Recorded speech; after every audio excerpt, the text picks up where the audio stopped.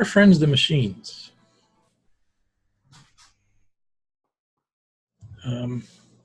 We did a bit of the character building session before, so we have all that taken care of. Do you guys remember? I did not think to write it down. It's not that critical, but just to give us a sense of time period. Did we determine, was this like a before school started or a holiday or? It was just the tail end of summer, I think, if I remember right, and we were towards the end of summer vacation, I think we were saying. Yeah, we were approaching school was coming up in maybe a week or two or something along that line.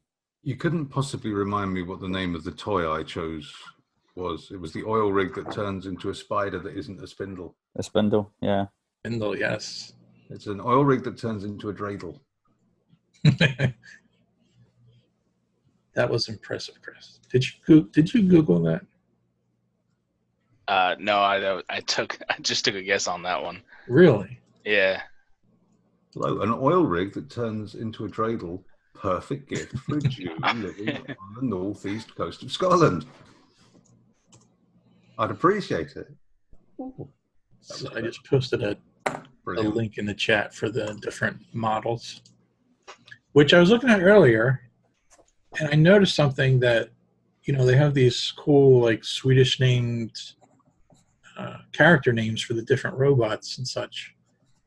And then they can sort of tell you what it looks like, but they don't necessarily give you, like, what it transforms into or, like, what it does beyond that. You know what I mean? Like one, like we were joking about it, the one was a popcorn maker, I think it was. Yeah. Popcorn machine with plastic lid, red on the inside. But like, I'm thinking, so I think it's got to then transform into like a cool robot. It doesn't. Yeah. So there's not a lot of description there. So I'm going to just ask you guys to sort of give me what you think it would be cool that it does or transforms into. Well, I think it's quite weird that one of them turns into one roller skate. That might be the best one, I think. White with blue star on one side. High heel, pretty small. So the nail gun, I mean, I don't think children should have nail guns. I think that's what some of the Decepticons did in Transformers was transform into like everyday like household objects and stuff like that too, to be able to like spy on people and just remain like unnoticed. So yeah, okay, that makes a little sense. Like, I don't think a kid's gonna play with a toaster oven, but pretty sure at one point one of them turned into a toaster oven. What did you pick, Chris? Can you remember? I picked Wreck-A-Mex, the crane with the wrecking ball. I think I took Megaton Prime because he was a leader and he's probably the most Transformer-like. He turns into the truck. And he's got a cannon and triple laser. Wreck-A-Mex. Yours, Mick. Okay, so that's one of the deceivers too. And then yours, Mick, was the alter ego base. I think we landed on, right? Mm-hmm. Now the atomic bomb stamped with an orange warning symbol. Is that functional? Just out of interest. Just before I start playing a drum solo on it, I'd like to know. And I'm sorry, which one, Ken, did you go for? The Megaton Prime. And I suppose I better pick one for Winston, the other character. Okay. Any thoughts on that one?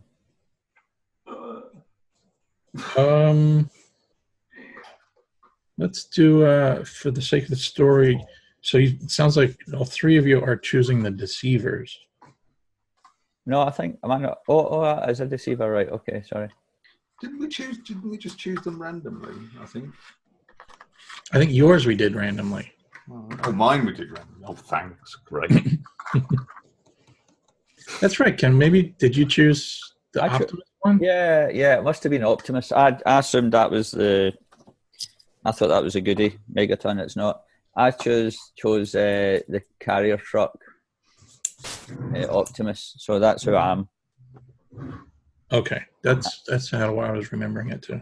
I can't pronounce his first name, so I'll just call him Optimus. Sure.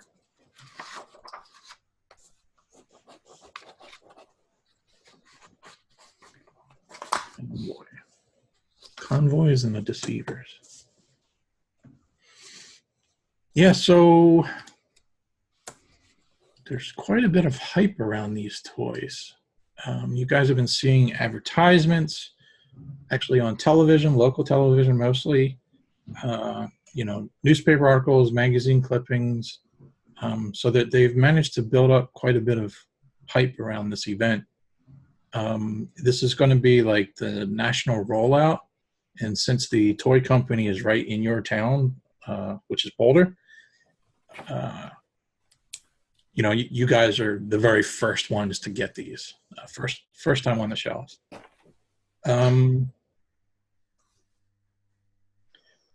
Why don't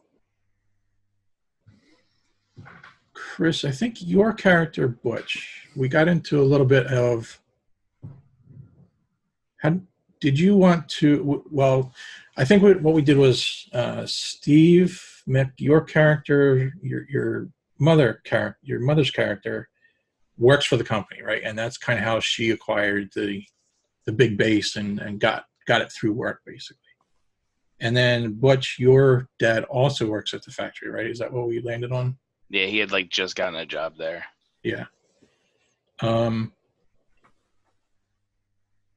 don't know if you remember or not, but I talked about how the workers have like a metal collar around their neck almost, and it was a little weird, but it was rationalized as like it's basically like an ID bracelet sort of thing. It's just happens to be a collar instead of a bracelet. Do they take it off when they leave work? No, that's the weird thing about it too. They generally keep it on all the time. Even in the shower? It's nothing to be concerned about, okay? Nothing. Never mind the collar. There is no sinister application whatsoever. I do have a quick question because my character sheet is still checked off under conditions. Am I clearing those at the start of this session, or? Yes, sure. Or are we just continuing straight from last? Which I don't mind either way. I'm just making sure what we're doing. Well, I think since it was sort of like the end of the session, you would basically just have to regroup anyway. So I think you would automatically get to clear that without any issue there. Okay. So that's no problem. One thing I did think of, this is like a homebrew rule I think I want to try. If you guys could, you don't need to mark it on your sheets, but just be aware of, I want to try to incorporate some sort of hit points.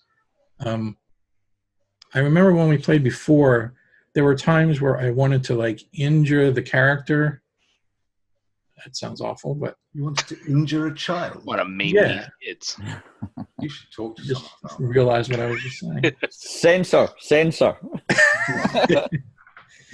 But without actually going to the extreme of it being like, the injured condition, like something minor, like a scraped knee or get hit in the hand with a rock or something like that. So I came up with the idea of just doing like 5 hit points. So if you hit like 5 minor, once you hit the 5th one, then you become injured under the condition. Yeah. So just... Well, you could use your body points unless somebody's got 1 body point. So that's like, in my case, it would be 3 injuries or 3 accidents before you get an injury. So if somebody's got 5 body points, and obviously they've got more stamina. But whatever. I have got 5 body points. Well, there you go. Okay. Yeah, let's try that then. I've only got 3, so don't hit me too hard. Okay. Let's see. I don't know. I don't really have an actual opening scene in mind. Do any of you have an opening scene as far as, getting ready for the big day? We could either start maybe a couple days before the big day, I have a couple ideas that I could throw out there, but I'm curious if you guys have anything. See, just before we launch into it, I noticed that I noted down a couple of XP points. Mm. And I think, do you add them onto your skills? Because I didn't do that. I don't think Does it not work that way? Yeah, I think when you fill up all of the experience, then that triggers the additional skills and such. Okay. Okay. I think we can look into that later. Oh, I see that. Right. Okay. Sorry. Do this line of toys have a name for them? The name actually Give me comes. 1 second. Yep.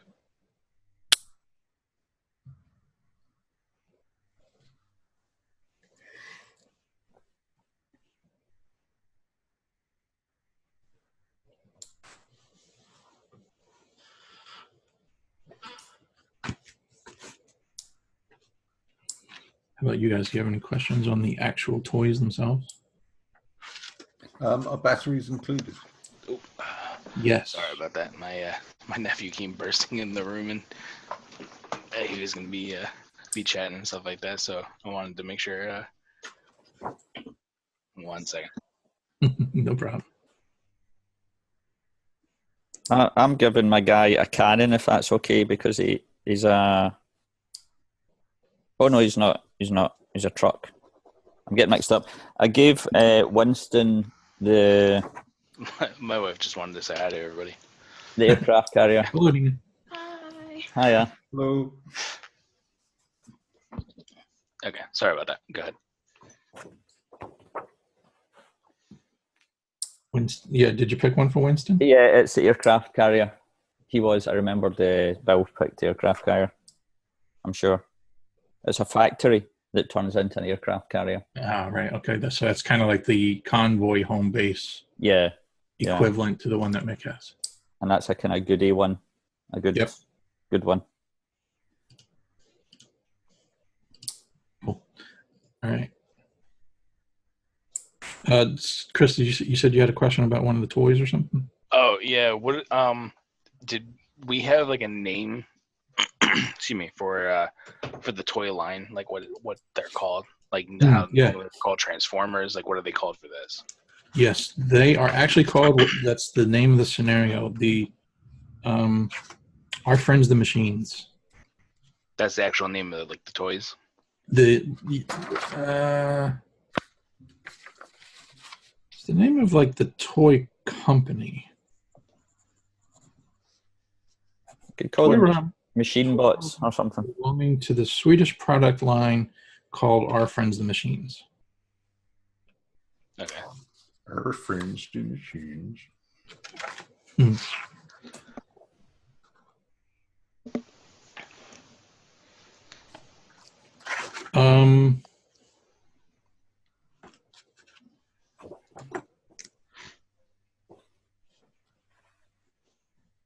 Are all three of you living in suburbia, right? I believe so. Yeah. Yeah, I think so. That's something I got that impression. Tony, maybe 2 days prior to the release event. I'm just going to say, just for the sake of argument, the release event's going to be on a Saturday. So maybe Thursday or so. One of your neighbors, this kind of caused an uproar in the neighborhood. Mrs. McGee, she was awoken early in the morning by a bunch of loud banging and commotion, and almost felt like the ground was shaking. That something rather large, because it left pretty decent size, for lack of better word, footprints in her back garden. It's something or some things came tearing through her backyard and really messed up the garden and tore up a lot of the vegetables and stuff like that. And it just caused quite a bit of commotion in the neighborhood because nobody knew what it was or what happened or what was the trigger for it. Mm-hmm. The cops were called out. They didn't find anything, but it was enough that, it caused a big ruckus in the neighborhood. Um,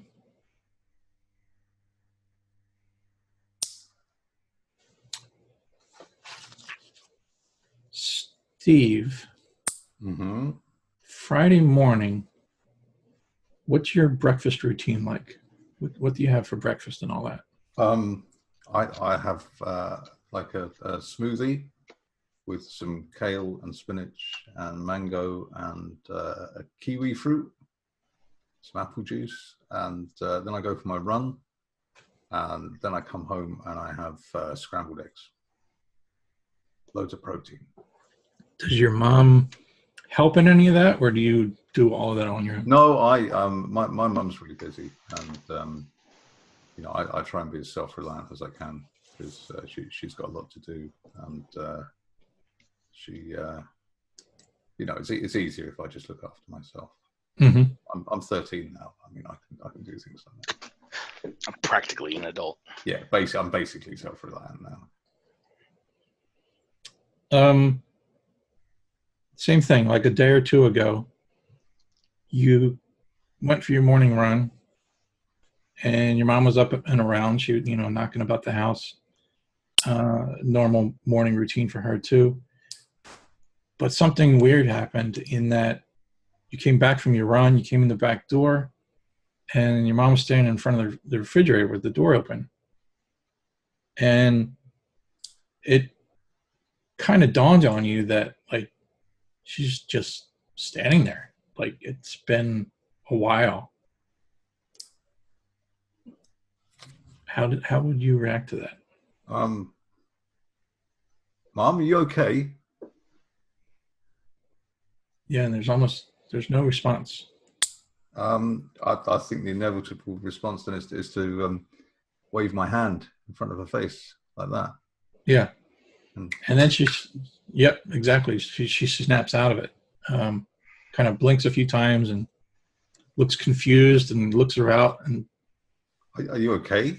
Yeah, she's a little bit apologetic. She's like, I don't know what happened there. I just kind of zoned out a little bit, and I came in to get something out of the refrigerator, and I couldn't decide what I wanted, and then I forgot what I wanted, and then. So I think you've been doing too much overtime. Yeah, that's probably it. I haven't been sleeping well either. That's kind of weird. And what can I just ask? What are the collar things that they're wearing? What do they look like? I mean, are they just like a metal collar? Yeah, no lights on it or anything? No, just a plain silver chromish type collar. You're not even sure if it actually is metal or maybe it's plastic. It just has that look to it that it looks. Oh right, yeah, like that, just sort of metal look, plastic, like Micronauts, yeah, like their face. Yeah, it's kind of weird. And then Butch, your dad's been acting a little weird too, in that he seems to be spending a lot of time out in the garage in the evenings. Not quite sure what he's been up to.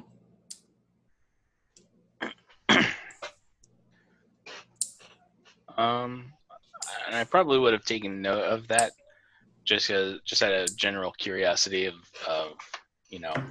what he might be up to. But since I kind of don't have the best relationship with him anyway, it's kind of like one of those things where it's like, well, at least he's not bothering me. So, I mean, let him do whatever he was going to do. Mm-hmm. So I probably tried to like peek in the garage like once or twice to see if I can see him doing anything. Mm-hmm. And if I didn't see anything of note like right away, then I probably wouldn't even dwell on it. I'll say you did notice that the car hood was up, like maybe he was working on the car, kind of.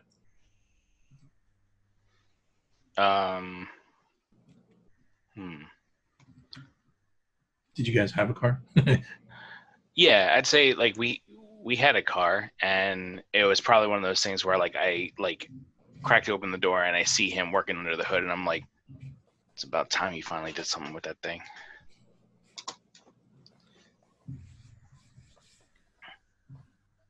Can I go back to when Tony heard about the neighbours thing? Yeah.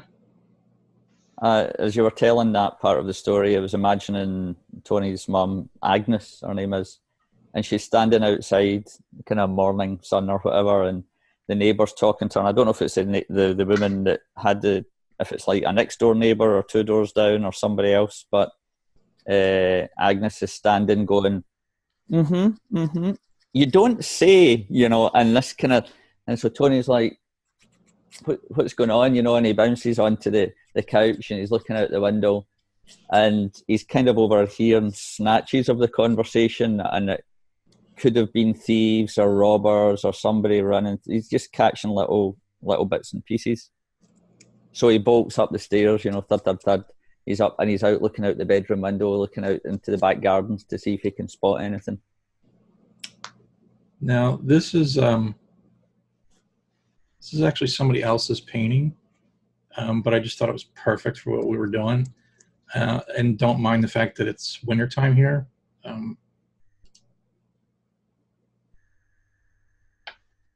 You guys see it? Yeah. So that's like actually not really an unusual scene in this world, Robots are sort of a common occurrence, common sighting, and they can be simple, mundane sort of, to something like this, more of a mechanical helper. Are they something that just like primarily like only really rich people would have though? Probably, yes. Yeah. Common occurrence maybe in the neighborhood, but like not everybody has some, especially to like that extreme. Like for instance, something that comes to mind for me are like those, what are they called? Roombas, the little vacuum cleaner. Vacuum ones. Yeah. Oh, yes. Like though, probably everyone in the neighborhood probably has one of those. Except personal dog walker, not so much.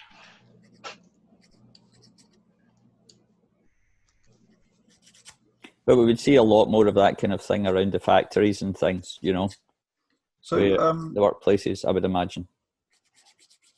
Is that level of technology, is that sort of also present in toys as well? To some degree, yes. Okay. Some of the quote smart toys.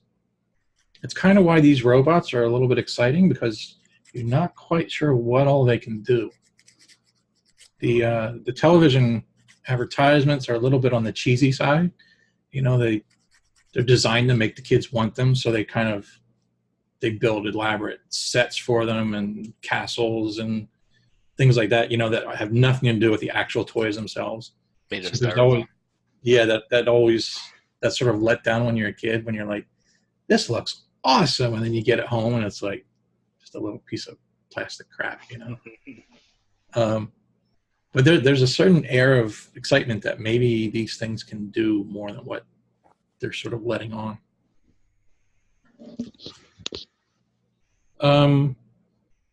So it's approaching the day of the event. Is there anything anybody wants to do ahead of time, just out of curiosity? Not that you have to.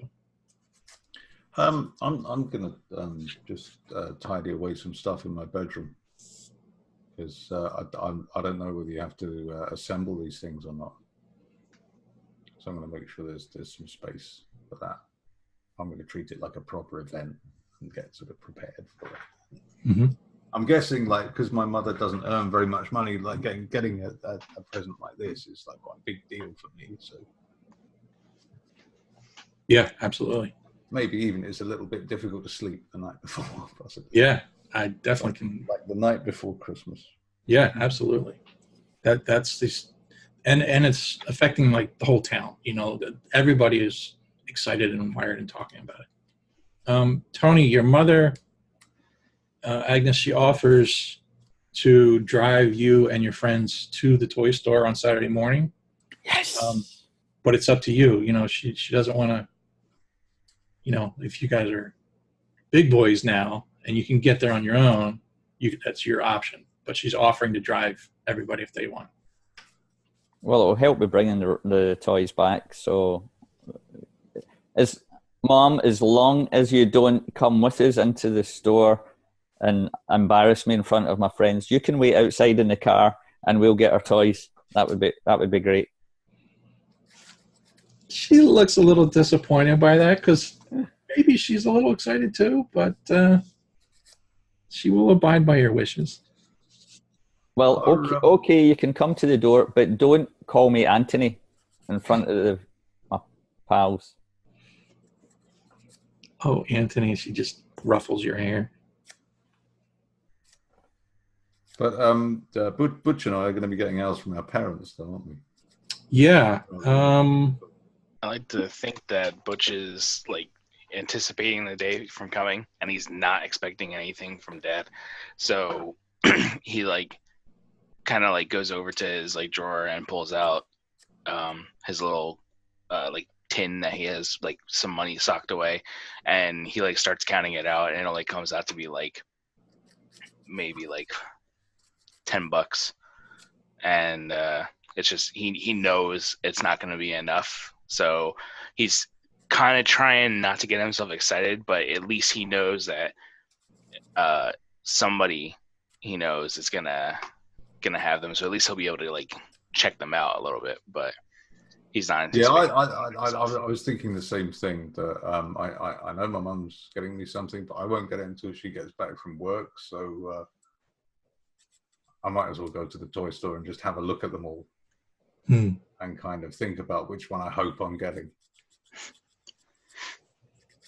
Never-ending children's window shopping. Yeah. We got into a previous discussion with probably have some display ones there as well that you can actually like sort of have a go with, see what they do. Mm-hmm. I remember we got into a pretty good discussion with your character Butch, that maybe your dad has told you that he can't get you one, because I remember we floated the idea that maybe you would steal one. I'm still down for that. Yeah. Yeah. And that's kind of what I initially wanted to do in the first place. Like maybe the fact that I know I'm not expecting to get it from Dad, and that I know I'm not going to have the money is what caused me to kind of like keep it a secret from my friends and like trying to steal one. And if I get one, it's just like, oh yeah, like yeah, totally. My dad totally came through with, and just kind of play it off. Mm-hmm. All right, that's another good aspect. Did you want to bring your friends in on that, or is this something you're thinking of stealing it on your own? I don't feel like I would tell them that I'm stealing it, because I feel like, I mean, I've given these guys some shit, and I know that they don't really like rat me out or anything like that, but I have a feeling that if Tony knew that I had stolen, that he would probably like tell somebody, and it would come back around to bite me in the ass. So yeah, I saw your comment in there, Ken, about maybe a voucher of some sort. Yeah, I forgot about the stealing aspect too. So that's quite a fun thing too. Yeah, let's. I like how that has potential story hooks. So let's play that out and see where it takes us. There might be other things waiting, but for now, let's go with that. Yeah. Okay, so we'll say it's the morning of the event, Saturday morning. The store opens at 10. Although you've been told by your buddies and your friends, because it's so popular, there's probably going to be a long line. So that people are talking about some kids are actually camping out overnight. It's that sort of buzz. How early do you guys want to get there? I think Tony's asking his mom to drop him off an hour before, the shop opens, but in reality, it's going to be about 35 minutes or something like that. And Tony's mom will go around and pick up Winston as well. Okay. Yep. Steve and Butch, do you want to just meet at Tony's house then? Yeah, I guess so. Yeah, I feel like Tony probably would have rallied the troops together, and then we all would have met up at at his place for the ride into town. Maybe just like out of a convenience, it was nice of his mom to offer to pick you up, but you're trying to make it easy on her by just being all in one spot for her. And I think maybe she's got an estate car, so there's plenty of room for the toys in the back. So, for the four of us. Mm-hmm. Get the mom van. Yeah. Estate car? What is that? Long boot at the back, like regular car, but long. Station wagon. Station wagon. Gotcha. I used to have one of those. All right. So you guys are all together. Do you want to do anything with that, or do you want to just keep pushing forward? Well, I think Tony just spends most of the journey havering and yabbering on about how he's wanting the good guy Optimus, and he's turns into a truck, and he can't wait to get it, and he's wanting to drive it down the street. He's hoping it's going to be big enough that he can sit on it.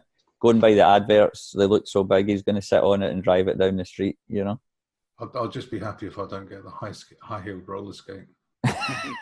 That's pretty much where I am right now. I'm trying to get all Eastern and stoic about it.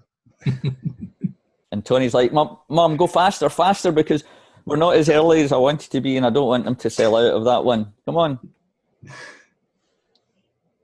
She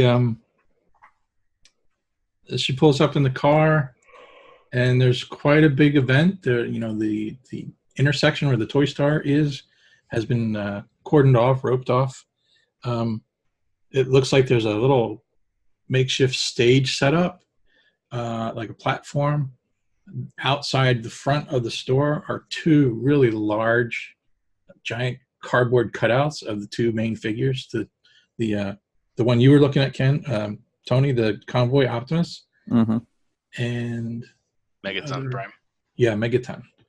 And it's sort of like they're on each side of the front doors and setting up, getting ready to punch each other. Do they have not to scale printed on? real tiny type at the very.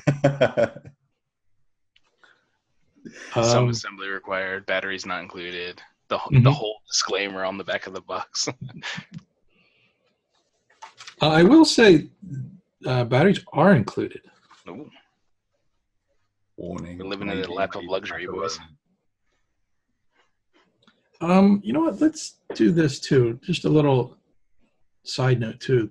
Tony, your mom and dad, you overheard them talking like early in the morning.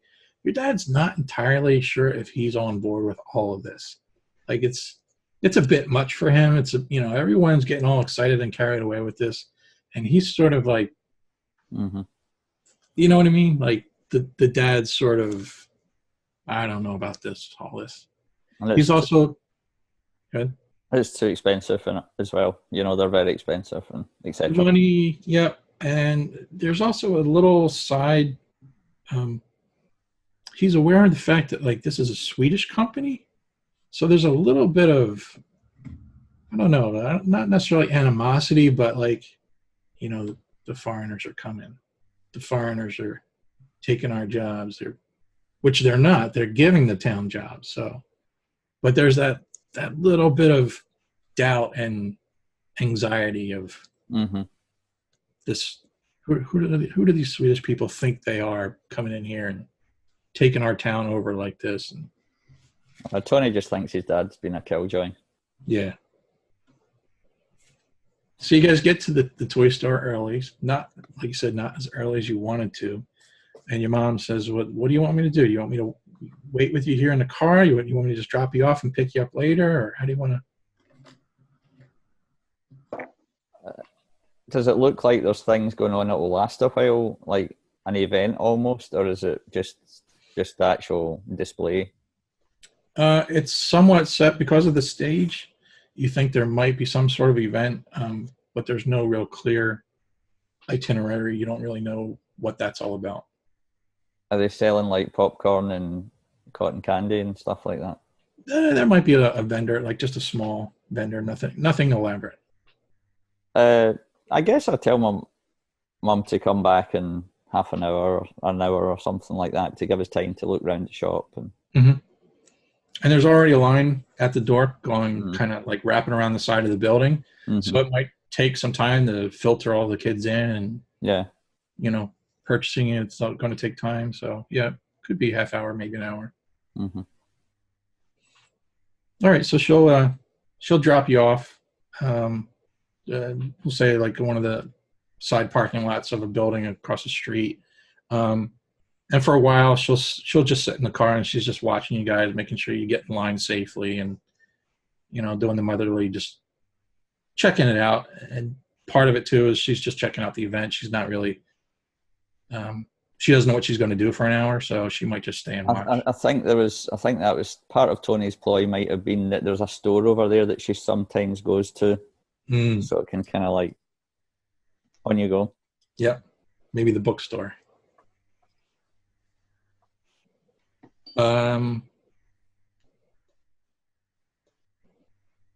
So the event is just about getting ready to kick off. There's quite a bit of people in line, and you see, let's say,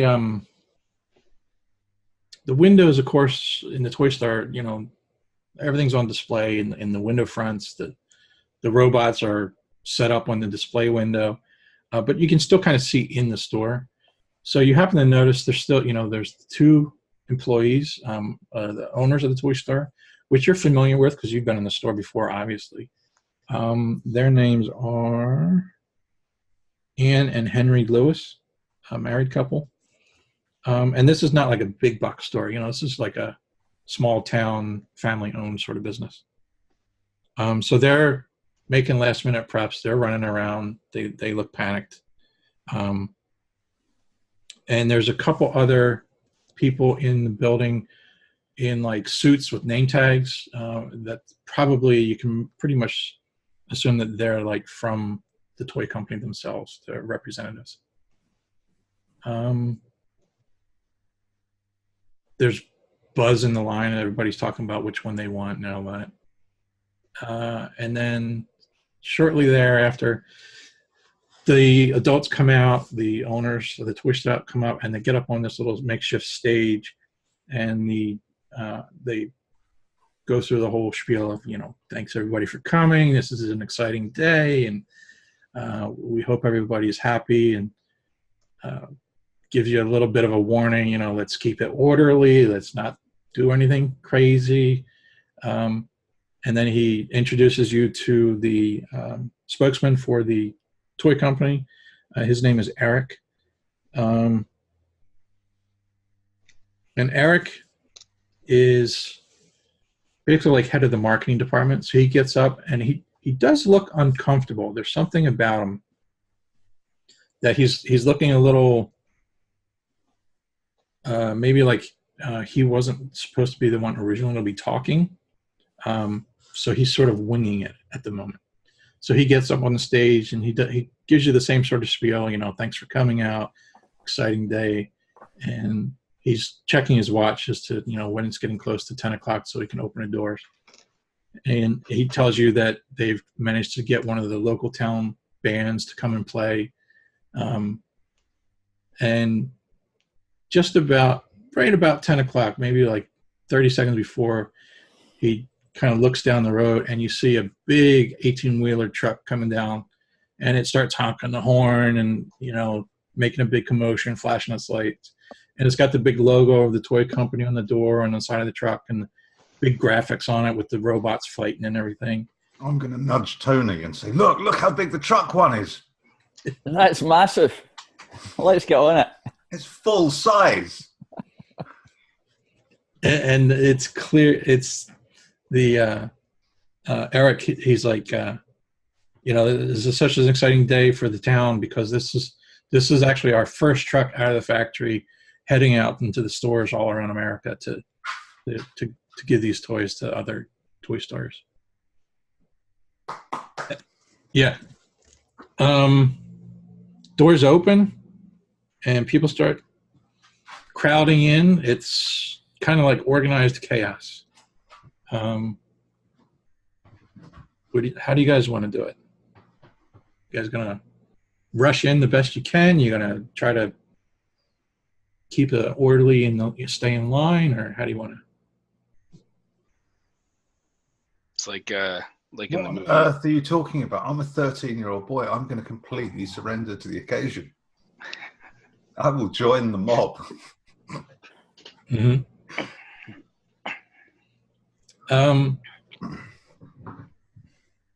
I know peer pressure when I see it.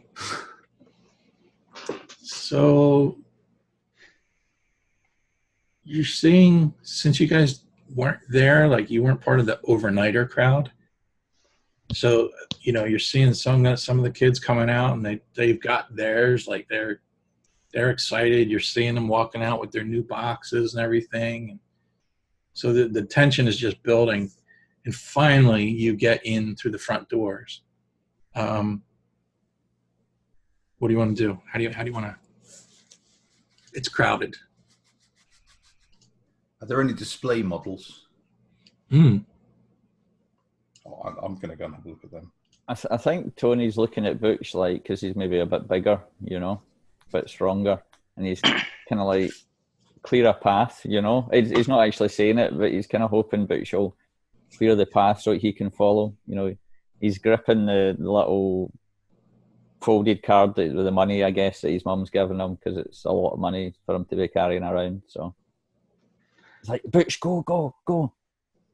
And I think that maybe Butch, in the middle of this crowd, since he kind of has his own agenda right now, he is just kind of subconsciously pushing his way through the crowd. And since I am able to kind of part the path a little bit, that the others are able to follow me in. Mm-hmm. I'm treating it as a bit of a game. I'm trying to sort of like dodge and weave my way through people. Although the way that I just demonstrated it there was more like a sort of Muppet dancing. So I think it would probably be more graceful. I'd probably come through like a break of the people and see like the shelves where the toys are, and you see like there's like probably at this point like a bunch of empty spaces still, some of the toys and everything like that scattered about. But now that Tony's kind of got a clear path, I'm kind of looking around for another opportunity. I don't know if you want me to run with that now, or if you want me to hold off for a few. Or yeah, let's. Well, what I was thinking as you're talking, I was just thinking. Originally, I was thinking that Steve, maybe your mom was bringing the toy home from the factory for you, but maybe Ken's idea is really good in that she gave you a voucher so that you're still part of the, you're getting the toy along with everybody else at the toy store. That sounds better, yes. Yeah. So it's basically like, you've got your fancy secret voucher ticket that you've been told to just give that to the cashier when you get up to the front. So do I just give them the voucher? I don't get to choose which one I get. I just give them the voucher. No.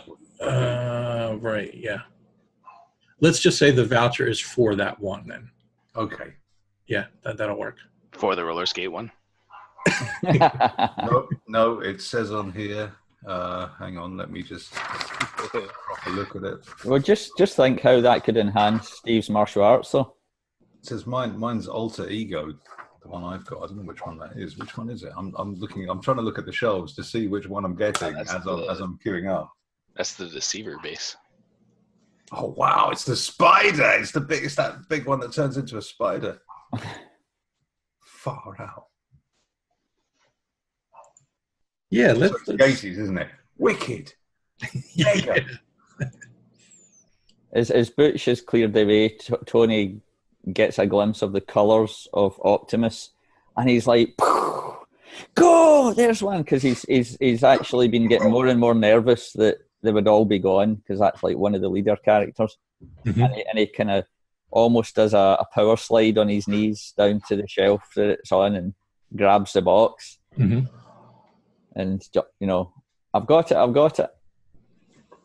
There's a bit of murmuring in the crowd some of the other kids, and of course the store has the adults are standing by. So like some of the parents are still there. You know, they brought their own kids in. You've got the Toy Store people, Eric and a couple of his people in suits are sort of standing on the edges and the fringe, but there's a little bit of a murmur going around where some of the kids are starting to complain out loud that there aren't enough deceivers. There's like maybe a 80-20 of convoys versus deceivers. You know, so there's a little bit of disappointment in the crowd where some of the kids, they really wanted the deceivers, but we should have done, we should have bought like sort of toasters and things from home that we could have sold to kids outside and said, no, this is one of this time. Tony brought his spare spindle from the garage, as you guys say, and sells it From your flame. Jeff, that actually kind of works with something that I wanted to do too. So yeah. Let's hear what you were thinking about. What? So I just kind of see like Butch like looking around for the doorway to the stockroom, and one of the guys in like the like red vest, he kicks the door open from the stockroom, and he's got like one of the what he's kind of making seem as the last boxes of these toys, and he's bringing up front. And as before the door shuts, I'm trying to take the opportunity to kind of slip my way in there and get back into the stockroom. Okay. Do I need to do anything for that?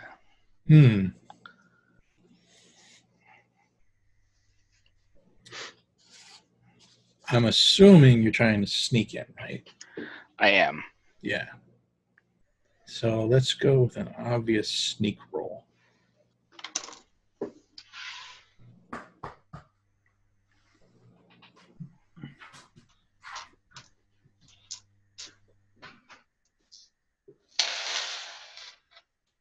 Uh, 1-6.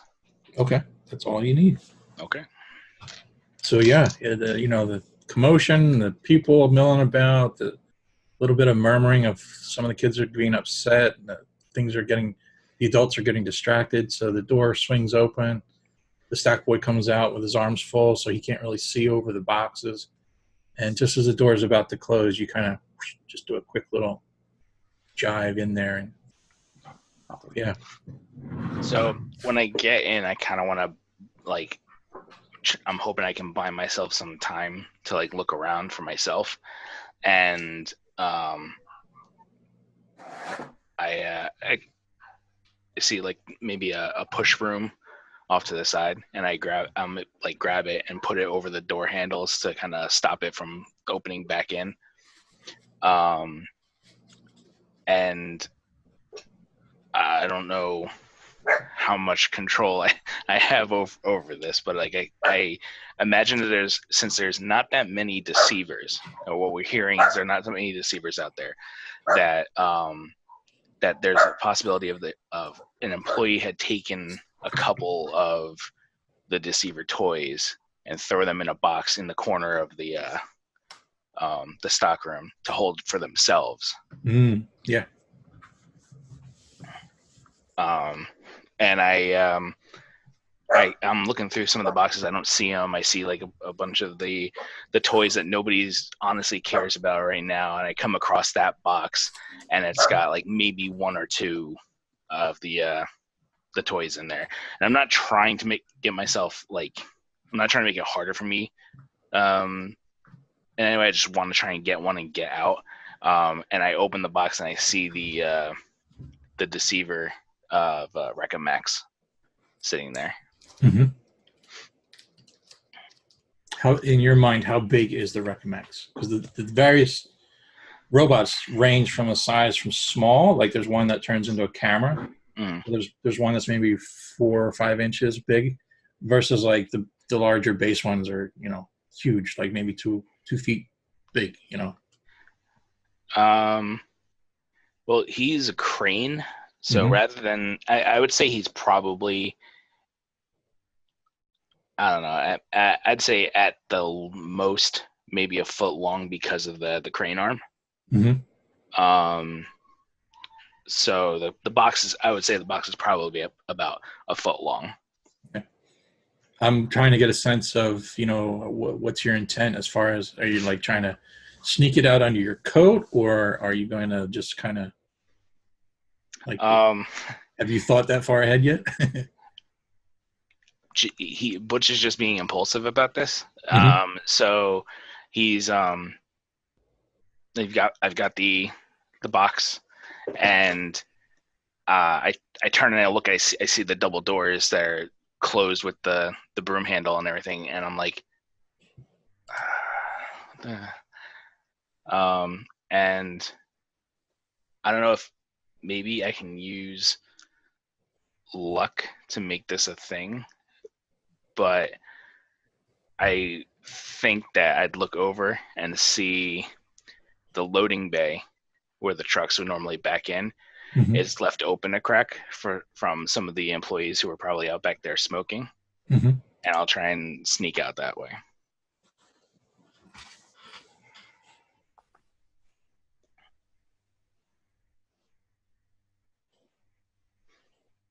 Give you an idea there. Actually, yeah. So I don't think you can see anything that I put on there, right? But the storage area there being where I found it, I guess that swinging door right there would be where, on the against the wall would be where I'd come in. The broom is done, but this long bar next to the loading dock, I assume, is the loading bay where the trucks back up to it.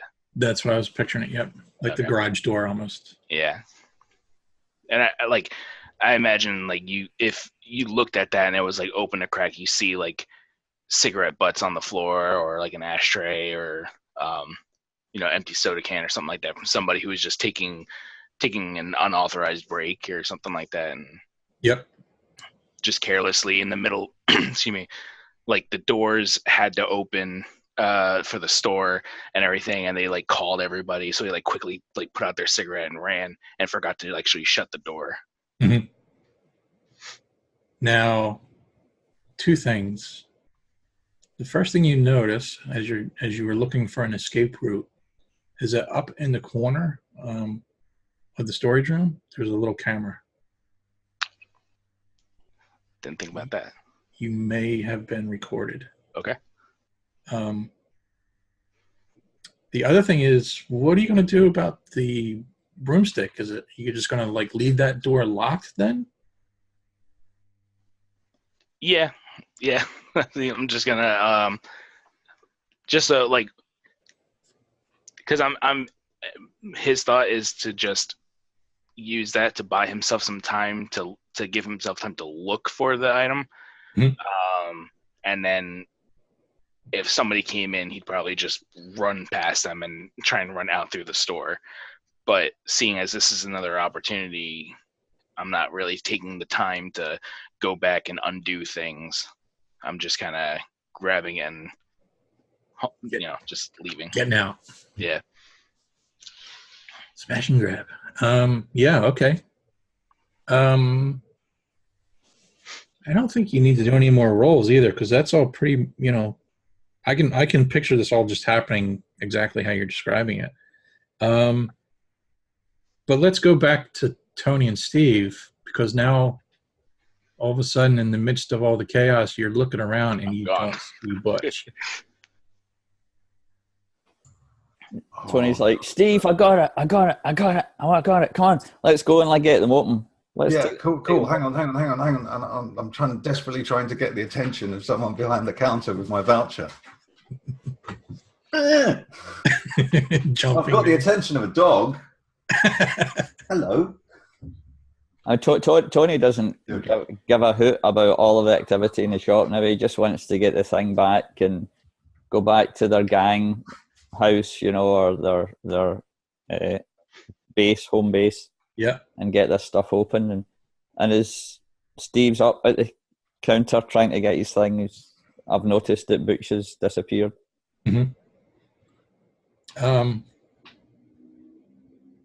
Steve, you managed to eventually, which by the way, I had to let you say you got the attention of your dog. I can't see Lug on screen, so I'm just going to hope and trust that he's actually there. You might in a minute because my painkillers have just kicked in, so I'm just going to put the light on now.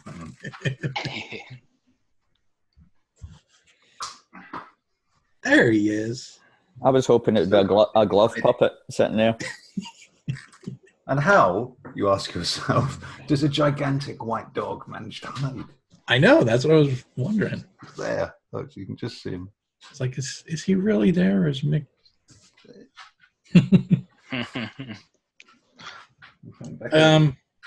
So yeah, you managed to, the same stock boy that came out of the stock room, you get his attention, and he grabs your ticket and he looks at it and he's like, all right, I'll be right back. I got to go get it from the back. And he goes to go to the storeroom and he can't open the door. So he's shaking it and struggling and pushing it and confused. You know, this thing shouldn't be locked. I just came out of here. You better not have stolen my one. Hurry up, Steve. Tell him to hurry up. Come on, we need to get back with these. Oh, what's going on? He can't get into the storeroom. I guess Tony's box is long, you know, it's maybe in the shape of the truck, the convoy truck, you know, so it's a kind of long box rather than big square. Mm-hmm. Mm-hmm. How big are you picturing? Sorry. Give me just how big were you picturing the size of the truck one? Okay. About that. So he's kind of like, with the size that Tony would be, you know, at 13-year-olds, he's like this, you know. Mm-hmm. And I'm sure the box probably has like lots of extra packing material. Yeah. And it's got a really cool background. A cricket bag. Which I recognize now is not an American standard unit of measurement. Right. That's like this big, I think, right? That's about 4 feet. Long enough to have a cricket bat in it. So Tony's maybe began to think that Butch's went outside, or maybe he didn't have the money to buy one, or something that he's. I'm gonna look plaintively over at the guy who's trying to get into the storeroom. Mm-hmm. And I'm very close to just saying, "Dude." Just show him how it's done. Just kick the door down. You want to help him? I'm going to go over and ask him what's up. What's happening? He's just confused. I don't understand why this is locked. And then he's also now realizing that, you know, it's not locked because it is kind of moving. You know, it's not like it's secured. But as he starts jiggling it and shaking it, you know, eventually all of a sudden the broom handle slips out and it just falls to the ground. And it's enough that when he opens the door, he pushes the broom handle out of the way. And he's just kind of confused about the whole process. You know, maybe he's trying to rationalize it. Maybe it just fell when he closed it, or. That actually happens all the time to me at my job. I've got a very small cut on my arm, and Lug has just come up and started licking it. My dog has just drunk my blood. So now he's essentially my familiar. Or you're his dinner. He's looking at me in a really odd way. And he's doing that thing where his lips go... He's eyeing you up now. Did you hear a kind of doggish word saying, and a little Chianti? I was just going Hannibal. I was thinking no, don't go near them. That's the bit of tissue paper. While Steve's just taking far too long, you know, yeah. and Tony's at the door and he's kind of looking out.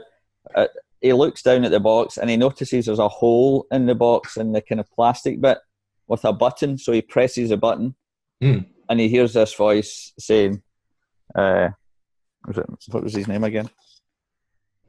Optimus. This voice comes out saying, I am Optimus. I am your friend. What is your name? And I'm like, awesome! You know, so I realize I need to actually talk to it and it's going to know my name. If that's okay for the story. Yeah, no, perfect. So he then speaks my name back. Hello, Tony. I am Optimus. I'm like, this is the there ever. Awesome. This is getting too much for me. Like everyone's leaving the store really happy with their purchases, and I'm still waiting for this. Yeah, anxiously now for the return of the stock boy. I'm doing breathing exercises at this point now. The breathing exercises my seafood taught me. But it's all worth it because soon you see the stock boy come out of that back door, and he's just got a big old honking box that, one person alone is all he can do to carry this thing. And he looks at you, the size of you, and he's like looking at you like, do you want it or do you want me to bring it up? I'll be fine. Yeah, I'll be fine with that. Yeah, I can carry that. I'll be fine. No problem. Do you want to get a cart? I think when Tony catches a glimpse of him emerging with this huge box, he has the moment of doubt where his heart sinks and he thinks, maybe I should have got that one. It's massive. I guess similarly, if we're going to have it so that Winston's there too, same sort of, the aircraft's, it's a big honking box too. So, Tony, so there's no I don't really have a mechanic. I'm just so used to Cthulhu with you spot hidden. Mm-hmm. So I'm just going to tell you, you're kind of standing there. You're anxious. You've got yours. You're waiting for the other guys. You're not sure where Butch disappeared. Maybe he got his and already took off. He's waiting for you outside probably. Mm-hmm. But you overhear the, you got yours, so you're sort of standing out of the fray along with the adults. They're off to the side too, sort of just overlooking everything. And you hear the two of the suit people, the guy that got up and talked, Eric, he's talking to his coworker, and you hear them sort of in a low voice. Eric's a little peeved at the two people that were supposed to be there. And you catch their names. It's Helen Voss and Ursula Kerr. And through a bit of, you're catching only bits and pieces of the conversation. And matter of fact, it's not really all that interesting because that's, you're not really focused on it. Yeah. What was his second name, Jeff? Ursula Kerr. Okay. Kerr. Yes. Not that I really think it will matter, but. Yeah. There was a boy at my school called Sidney Kerr. Everyone used to call him Wayne. I don't get it. Wayne. Now I get it. All right. We were 11. Would you say it wasn't going to be that funny, was it?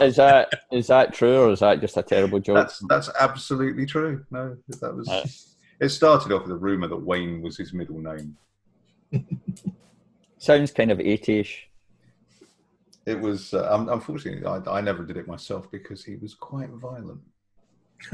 I wonder why. I was a little skinny kid with glasses, so I didn't do things like that. I hid primarily.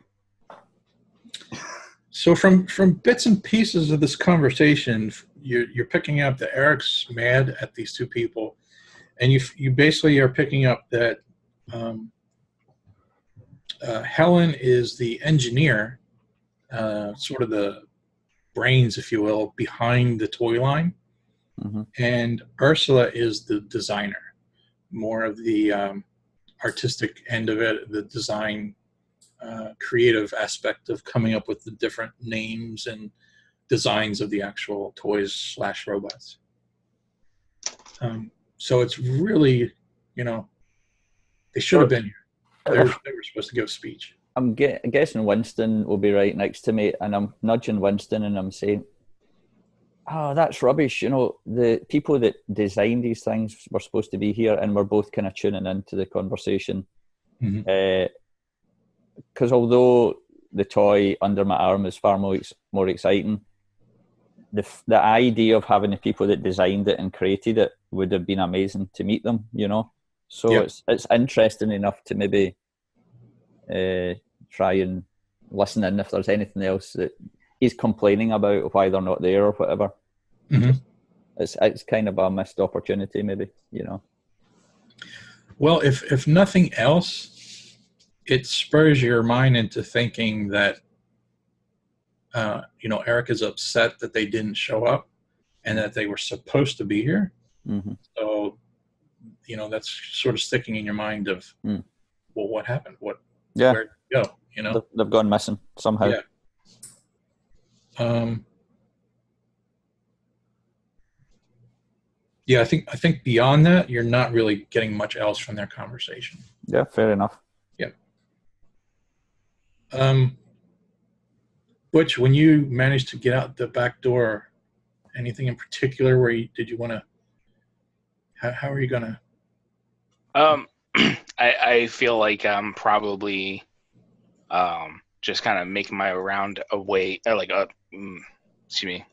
making my way around the outside of the store and standing in the parking lot waiting for them to come out of the store and like back towards where his mom's car should be. Yep. And it's totally easy for you to do that. There's still people milling about. The band is playing. People are out front along the sidewalk. So there's plenty of commotion, and you can easily just blend into the crowd. No problem. Sweet.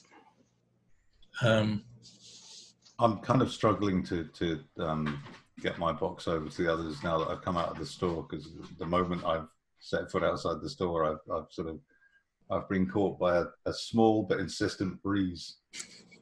It's making it difficult to hold on to a very big box, because that always happens. Mm-hmm. Like trying to carry a sheet of 4x8 plywood. Yep. Exactly. Probably not being able to see people. Probably not being able to see people around you and them bumping into you, trying to make their way past and everything too. It's probably not. I'm sort of constantly trying to change the way that I'm holding it in an attempt to find the best way to do it, and nothing is working really. So I'm really keen to see Tony's mum's car. Mm.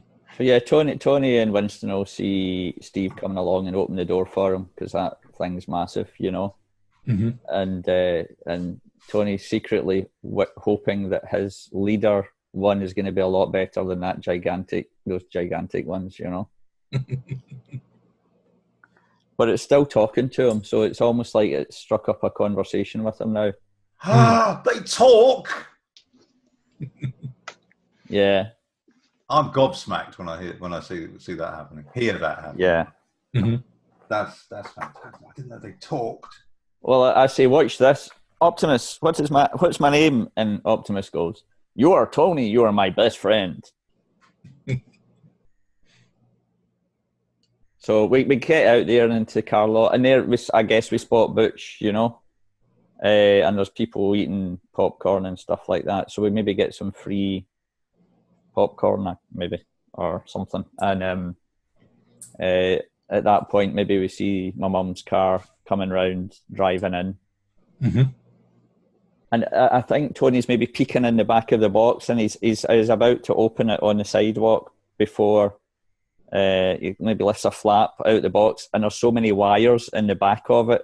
He's like, "Oh no, this is going to take ages to open, So we'll just pile in the car if that's all right with everybody. And he's like, "Butch, you got a big one as well. Look at that, it's a cracker." Yeah, I want to get in the car as soon as possible, because I'm having a bit of difficulty holding the parcel, the package. The box. Yeah, so Butch doesn't even need to try and usher you guys away, because you guys are ready to play with them anyway. So he's upon seeing you guys is just like, "Man, it took you guys long enough. Come on."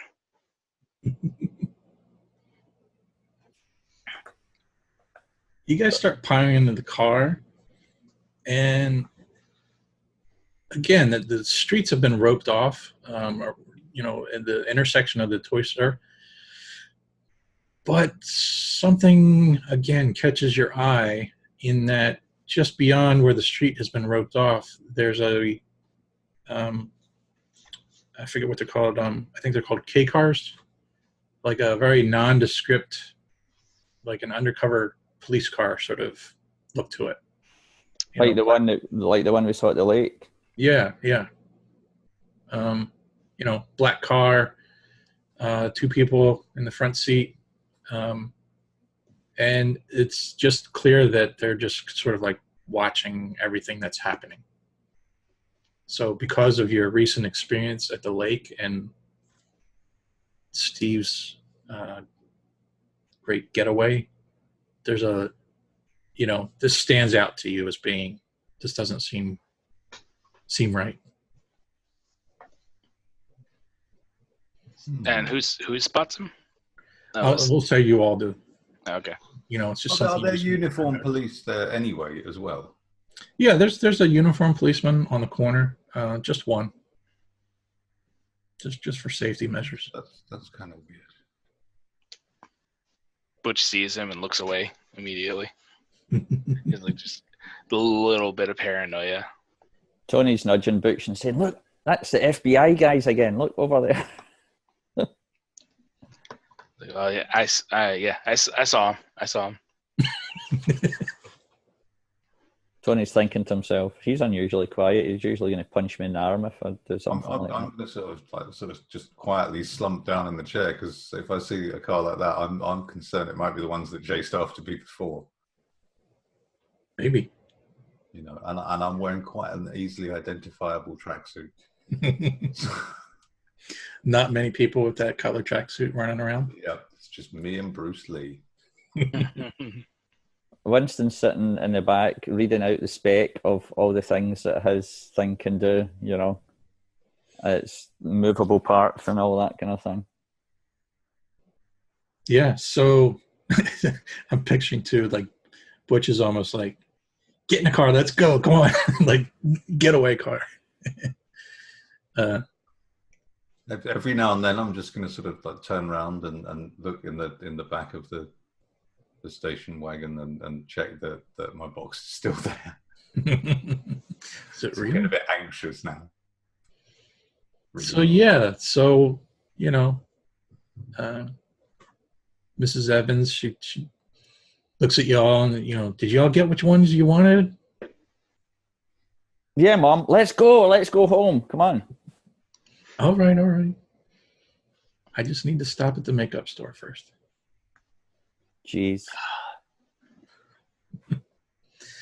So eventually, the car ride seems like it takes forever, but eventually you arrive back at Tony's house and you make your way back to the garage, to the hideout.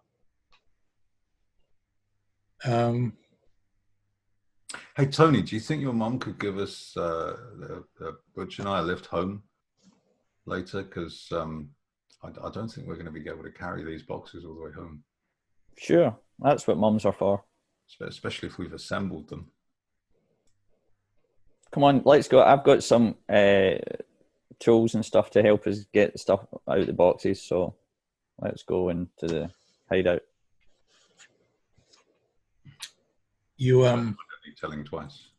You start to go through the task of unpacking because, like you said, sometimes they just go crazy with those little twisty ties and the plastic packaging was, you need some sort of utility tool to cut through the thick plastic.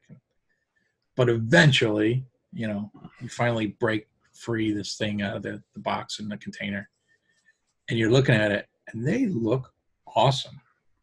As a matter of fact, you've seen the TV ads, you've seen the newspaper advertisements, and even the packaging on the box. They don't do them justice. You were expecting them to look a little bit on the cheesy side, a little bit, more plastic.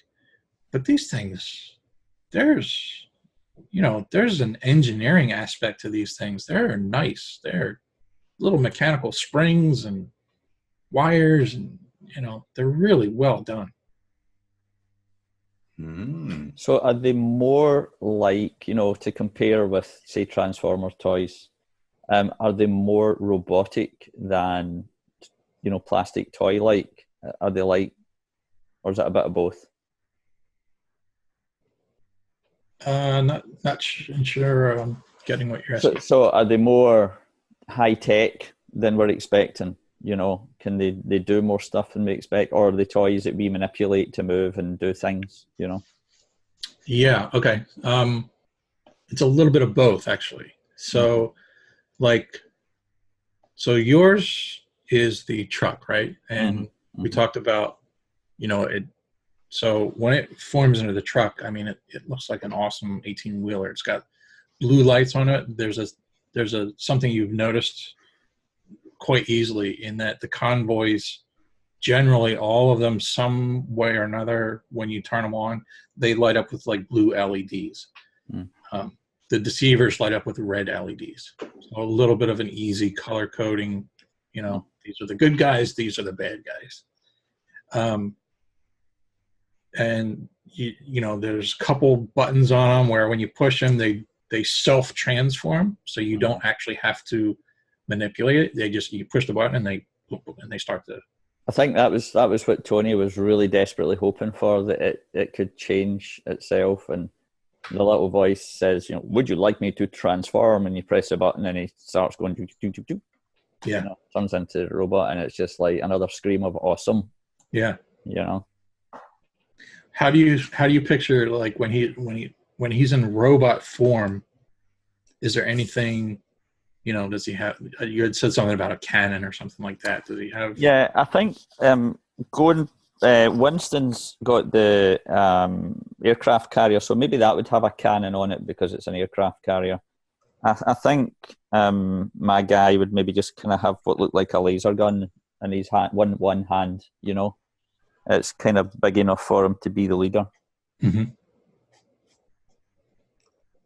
I think maybe yours is also has more sayings on it. When you push the button, it has more audio input and calling you by name and things like that. Yeah, and it maybe has commands like, you know, transform team and all that, because he's like the leader. So I'm enjoying that, you know. Mm-hmm. Being the dungeon master who likes to, you know, organize it all. Yeah. But I'm interested in what Butchie's does with is it Wrecking Ball you've got, Butch? Yeah, Wrecking X. But yeah, he's basically a wrecking ball.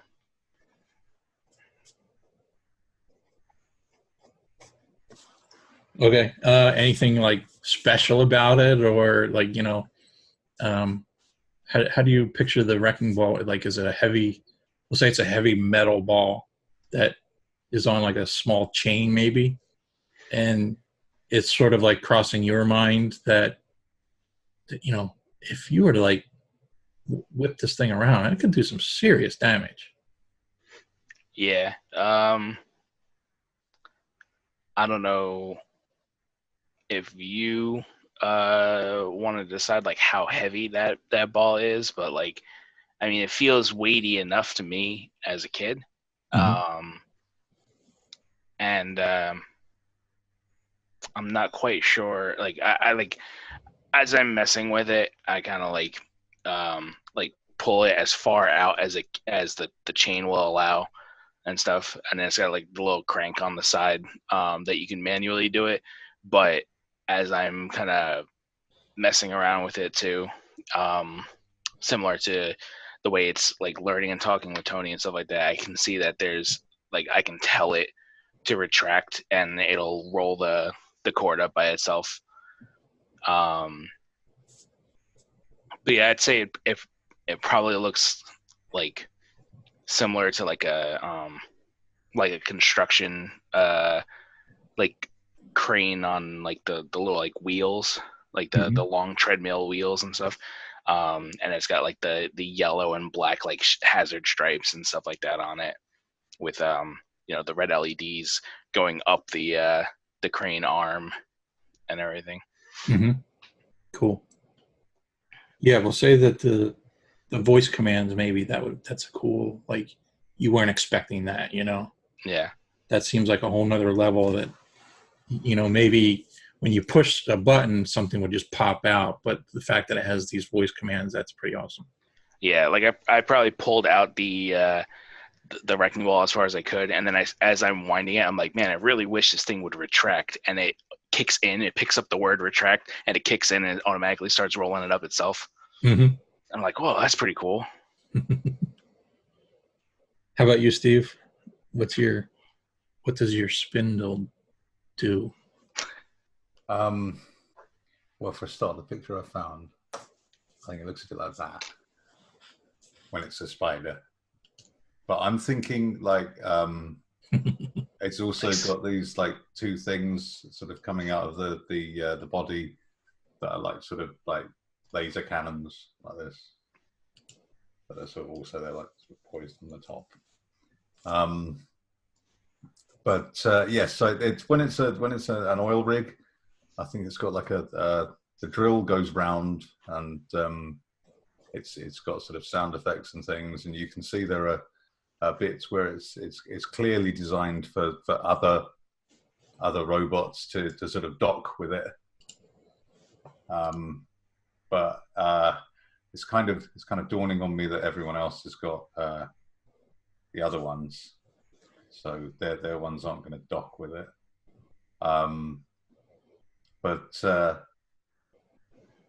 Yeah, much like with Butch and his retract command, I'm just kind of reading out the thing and saying, wow, this turns into a spider.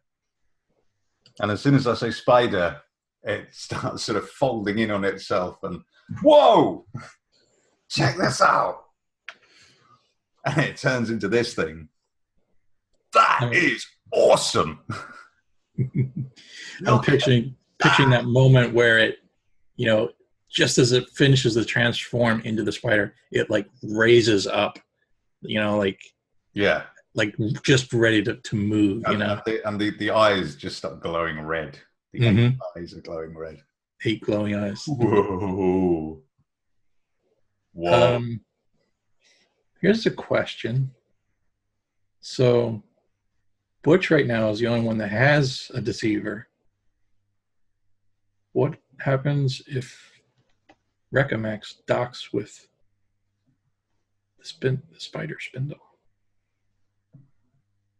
Cool. Chaos. Cool. Let's see what happens. I'm gonna oil rig. Oh, it didn't do anything.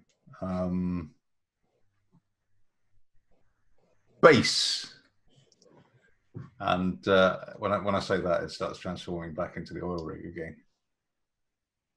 Cool. Try and see what happens when you put your one into one of the docking things. I think it will fit in that one. So yeah, I pick it up and I kind of like, I'm like looking at it, I'm like trying to figure out how it's supposed to go on there, and I kind of take what I think is going to be the best possible way and kind of slide it into place.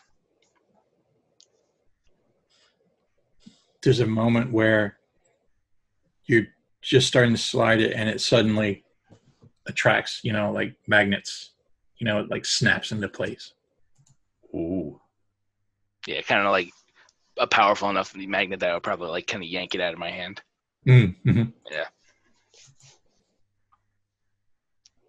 I'm trying to think, what would it do though? What would maybe there's like another like audible like power up noise where your base and the Recamax sync up audibly, and like it's powering up sort of thing, like it's getting ready to do something. Oh wow! Look, that satellite dish thing on the side started rotating as well. That's pretty cool. Wow, it's got loads of sound effects. And this, wow, I wonder if there's one that's a helicopter, because that looks like a helicopter pad, that bit. I think there must be a helicopter one. Yes, there is, definitely. Cool. The Verticamp Crux. All right. Winston's one is the one that turns in from the factory to an aircraft carrier. Mm-hmm. So when it's a factory, Optimus can, as a truck, can dock with that, and the back doors of the truck fly open or something. Yeah. But when he's an aircraft carrier, it doesn't sit right. So in a certain Same idea. In a certain position, it locks into place.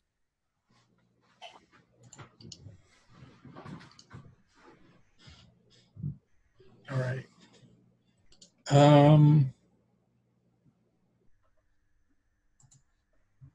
So let's just say that you guys continue. Well, you tell me a little bit. Just give me a sense. You don't have to go into detail or anything, but give me a sense. Like, how are you playing with them? Like, you're going to be real careful with them. They're brand new toys. They're a little bit more delicate than you expected. You taking them outside at all? I think the first thing Tony would probably do, because we're in the garage, is get all the jars of nails for Butchie's wrecking ball to knock flying tin cans and jam jars and things like that, so you can get right into he wants to see the wrecking ball doing its thing, Mm. They maybe end up with a couple of broken jam jars, but it's pretty good fun. I'm just going to concentrate on seeing what my one can do. I want to see if it can. I want to see how I make it move. That's a good idea. At some point, you have Recomex hooked into it, and it raises up on its 8 legs, and it suddenly starts like kind of scanning. It's almost like it's scanning the garage and checking out its surroundings. Ow. When we're playing that, is it 3 good toys versus 1 bad toy? Is the spider a good one or a bad one? Spider's a bad. Yeah, it's 2 and 2 right now. So I guess we do some standoff games. How do the toys respond? Like automatically, are they picking up like that's the enemy? And when we're playing games together, are they got that kind of level of intelligence? Do they recognize that's the enemy? Yes. I'm trying to think how though, but I'm. So Optimus is like when I'm going near the spider and he starts, I'm saying he shoots you with the laser, and then Optimus, pipes in, you are an enemy, and he names the spider name or something. I'm like, whoa, he knows who you are, and then the little laser gun starts lighting up, Yeah. I'm a little bit disappointed because the spider doesn't speak to me, but it just. Sorry, guys. I need just a moment. Series of sort of beeping noises, which my voice is far too deep to do. Maybe it's like that Bumblebee character in Transformers. It does lots of little. It's like that. The little kid in Battle of the Planets. That's right. Oh no! I've woken the dog up again. Oh. I'm not used to playing it this time. He's too energetic. I have an idea. I'm not sure if this is going to work, but I want to see it. In the course of playing with it and trying to like figure out what all it does, Mick, ask it a question. Sorry, Steve.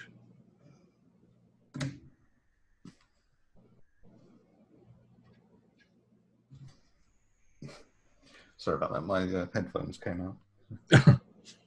I was just saying, in the course of playing with it and trying to figure out what it does, just try asking it a question. Oh wow! What should I ask it? I know. I know. I'm trying to think of that too. I'm trying to remember what its name is. Alter Ego.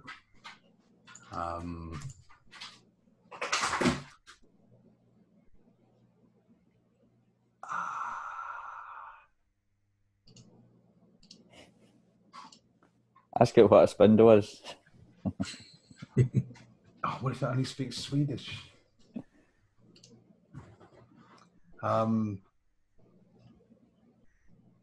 Alter Ego, move forward.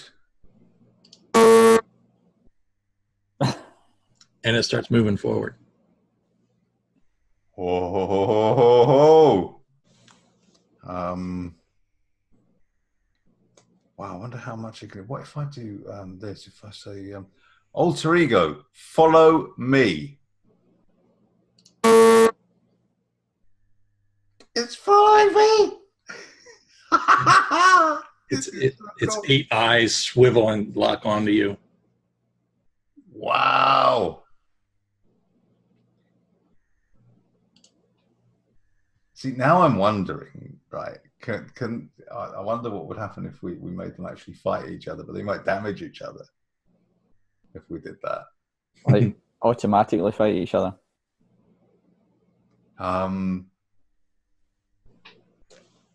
Let's see. Hang on. What can we? I'm going to get like a. Oh, I'm seeing what I can find. I'm sure, like, given that it's a garage, there's got to be like a little cardboard box of something that's not assigned to you to put up. There's got to be a box about that size somewhere. So I'll just I'll find something like that and set it in front of the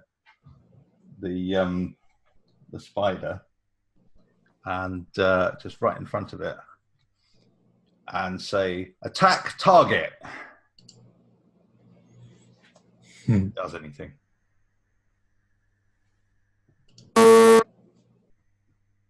And the 2 front legs come out, and they, like, rather aggressively impale the box.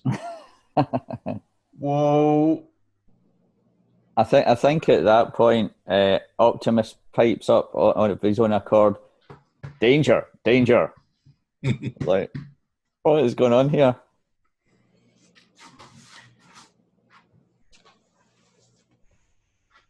Oh, wow. I wonder what else it can do. I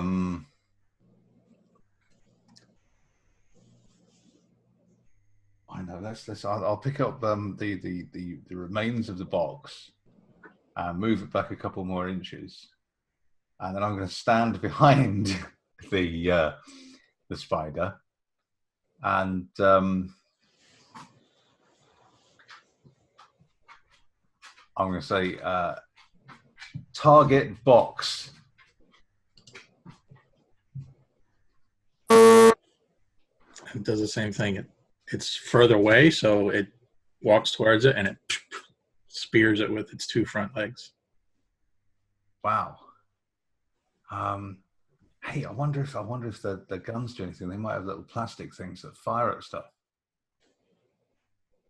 You know, because my Micronauts, the Baron Khazar one, you can fire his fists, and they come out on springs and fire things.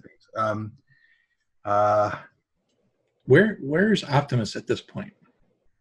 Near the box? Are you holding it? Not far away from the box. I mean, I'm kind of still messing about with it, but yeah, the box is within maybe 2 foot.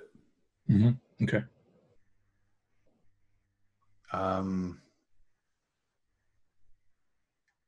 Fire laser.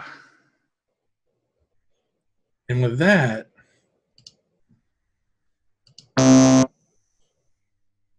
and you see it suddenly turn again.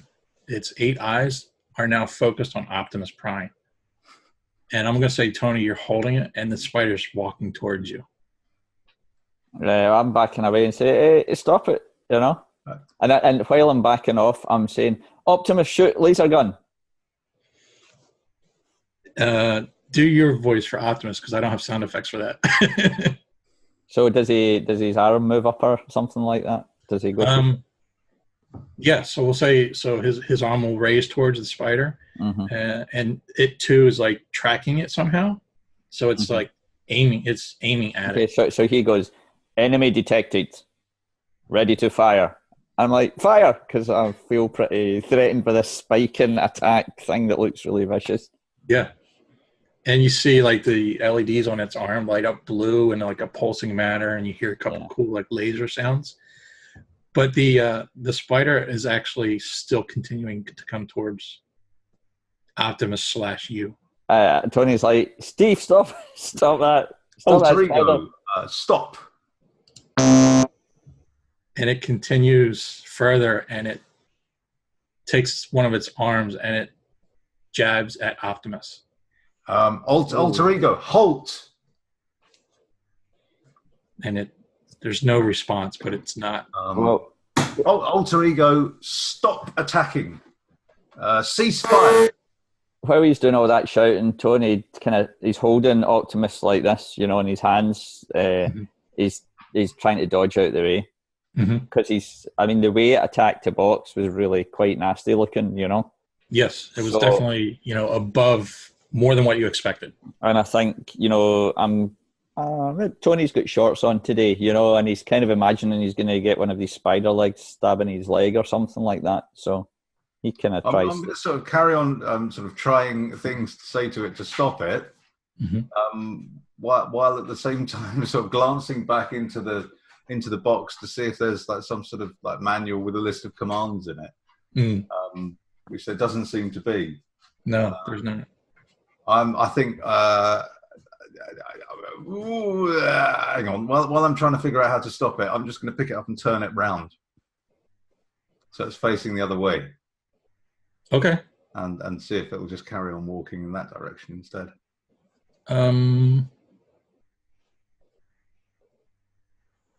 Sorry about that, guys. Yeah, no problem. So you just missed a little bit of excitement. Spider's going on a rampage. You want to tell him in character, maybe? Like maybe Bush just stepped out for a minute or something. So, so Steve, I wonder if Mick wants. Mick, do you want to describe to Butch what's happening with the spider? You're also muted. There we go. I started getting it to attack things like cardboard boxes, and it started sort of doing that with its front legs. Cardboard boxes, and then I tried to get it to target the cardboard box and fire lasers, and now it seems to be sort of going after Optimus, and I can't stop it. Oh. So Tony's running away, kind of on the verge of screaming, you know, or he's yet. I'm just going to say base. Turn it into the base again, and it starts to retransform into the base. Is the base still attacking Optimus? Well, no, come on, don't encourage him. What I was going to say is that I think Steve, did you say you like picked it up and tried to like turn it around? Yeah. So when you did that, like you succeeded. You did that. You picked it up. You managed to spin it around. But as soon as you like set it back down on the ground in order for it to turn into the base, it suddenly like spun its upper body, I guess you would say, where the eyes are, and the eyes again locked onto Optimus. I guess they're programmed to fight each other, which is pretty awesome. But this looks like it could like do some damage. Your spider's evil, Steve. Keep it away from Optimus. I don't want him broken. You just got it. And the wrecking ball as well. I bet they make these to like break each other, so you have to buy another one. That's pretty clever. Yeah, probably. All right, so I think we're at the 5 o'clock mark. Anything you guys want to end on by doing anything? I have one little, I think a little cliffhanger scene that might be able to be a closer, but I want to give you the opportunity if you want to do or say anything. Kind of wondering if I can get it to detect oil and drill for it, because I could make money out of this. I'm going to try and do something. And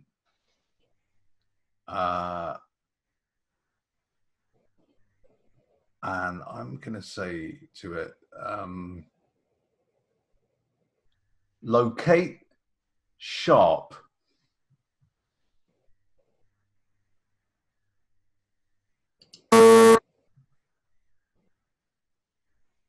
and it. Make sure I heard you right. You said shop, as in like the toy Sharp, store. as in SHARP, which is the aircraft, the F-15 Eagle one for the deceivers. Oh, okay. All right. So yeah, so that's Winston's then. Yeah. So it gives you the one sound, and it then locks off of, turns away from Optimus and locks onto. Well, it's in the base form now, so it doesn't really have eyes at this point. But So I guess like the satellite dish thing on the side of it just like rotates. Okay. Yeah. Good idea. Oh, locate Recamax. Yep. Same thing. Wow, this is this is a bit more high tech than I thought it would be. These are like proper robots. Can your Optimus move? Can it move when it's a robot? Can it walk? Is it a robot, or is it more? But if it's a truck, maybe it's got a bit of mobility. I don't know.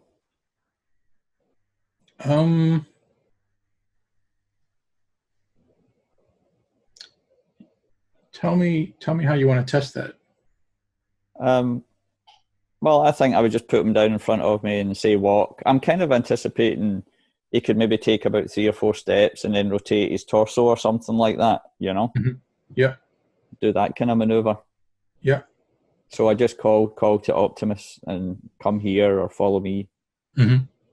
So maybe his response is a little bit more... so he's in robot form when you put him down? Yeah. Okay, so you place him down, you say to walk, and he says, see, I think this will work. Affirmative. And, he starts walking. Mm. You're indoors, right? You're in the garage? Yes. Yeah. So he starts walking on the floor towards the wall. I'm looking at the way that the way it's walking, and the way it's doing this while it walks, Mm-hmm. and I just start going beady beady beady like that. He's better than Tweaky. That thing's stupid. Yeah, he's got a better voice. So Tony's pretty thrilled. He's looking around the garage and thinking, I'm going to need to clear all this up after. But he's also looking forward to taking it into his brother and showing him it once the guys are away. Yeah, good point. Maybe 2. We'll just say we'll rewind a little bit. Maybe you can pick out one of the smaller ones for your brother. Mm-hmm. I'm going to just start sort of diving into the box again. There must be a list of commands or something in here. Yeah, because there was with Big Track. There's really not. It's very kind of limited instruction sheet, I mean, there's some instructions in English, but I found this. Hang on. Oh no, that's in Swedish. I think that's Swedish. Is that Swedish or is it German or something? I think it must be Swedish. I don't know. What a few like really crude, cartoony type illustrations, maybe of push button to turn on. Oh, I should have done that when it started going after Optimus, shouldn't I? I should have just pressed the off switch. I've just looked at one of the robots, a yellow-orange excavator bucket. That sounds I still keep coming back to the white microwave with rotating plate and lockable door, a bit too small. You can get a very small sandwich on it. Or black CD player with working sledge and display. I'm guessing the sledge is the CD drawer. That's how I interpreted it. Yeah. So the nail gun. I mean, why would you let children have a nail gun? Maybe shoots plastic nails. Even so, I mean, you could have someone's eye out. According to my mother when I was a child, I mean, you could have someone's eye out with a sandwich. So, definitely with that. Well, it's getting late, and Tony's mom, she's like, boys, I better be taking you back. And she's like, pack up your stuff. I'll take you home, drive you home. And Okay, thanks, Mrs. Evans. You guys are just getting into the car. And you all notice that driving down the middle of the street is, let's see, it's a, I don't know how to say that, Amphitrax. It's one of the M2 military tanks. And above it, about maybe 6 feet off the ground, is the helicopter one. And they're cruising down the middle of the street. What is this? Is this toys or is this like a real tank? And these are the other toys. Yeah. Right. Is it a tank with tracks or is it a hover tank? We'll say it's a tank with tracks. Yeah. Are they good guys or bad guys? They're both bad guys, deceivers. I'm gonna look around for the kids they belong to. Nothing. No kids in sight. Is it? I guess Tony's probably staying at home, and the boys are kind of in the car, and they're just maybe pulling out the drive, and we see this going by. Mm-hmm. And so Tony's just standing with his mouth gaping open, with Optimus under his arm, and Optimus goes, "Enemy detected." Oh, let's leave it there. Yeah, that's perfect. That's a perfect point. Cool. Cue the closing credits. Cool.